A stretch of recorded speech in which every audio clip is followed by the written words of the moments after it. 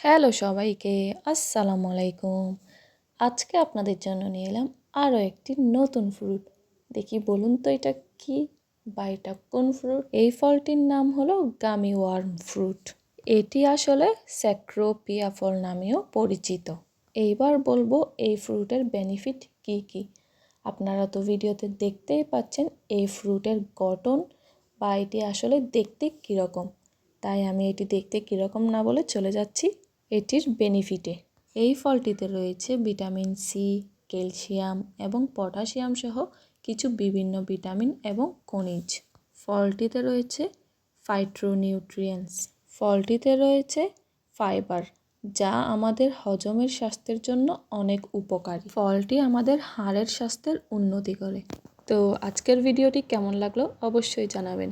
আর নেক্সটে কোন ফ্রুটের ভিডিও দেখতে চান তাও অবশ্যই জানাবেন। আর আমার চ্যানেলটিকে সাবস্ক্রাইব করবেন।